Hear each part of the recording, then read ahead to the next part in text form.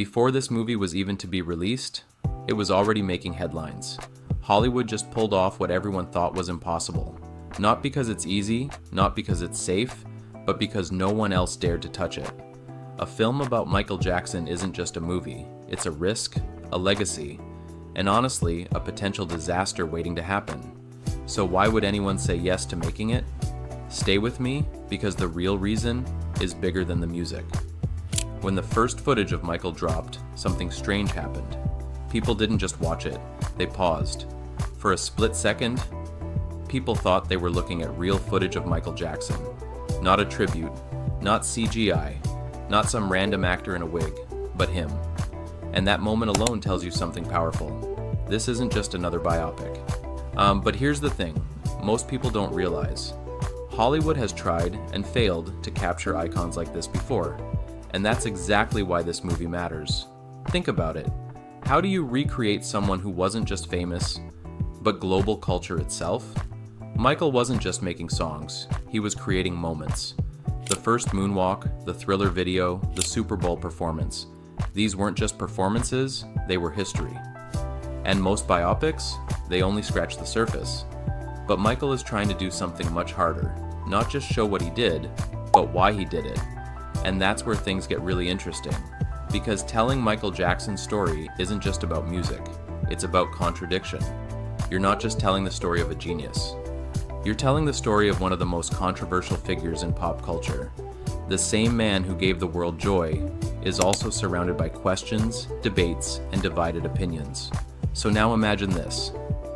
You're a filmmaker. How do you balance the legend people love and the truth people argue about? Without upsetting everyone, you can't fake that. You can't just throw in dance scenes and call it a day. That's why this movie is worth producing, because it's not playing it safe. Now here's the twist nobody saw coming. The man playing Michael is not some Hollywood superstar. It's Jaafar Jackson, his nephew.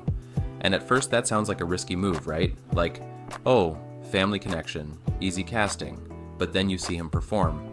And suddenly it's not about nepotism anymore, it's about transformation, the posture, the movement, and the energy. It's not imitation, it's inheritance. But here's what really makes this story hit differently. This isn't just a role for Jaafar, this is personal. You're stepping into the shoes of your Uncle A global icon. A man whose life is still being debated today, that's not acting. That's pressure most people can't even imagine. And somehow, he walked straight into it.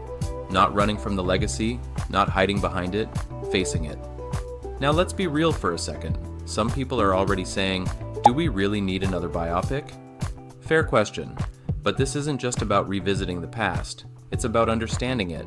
Because no matter what you believe about Michael Jackson, you can't deny his impact. Music changed because of him. Performance changed because of him. Pop culture itself changed because of him.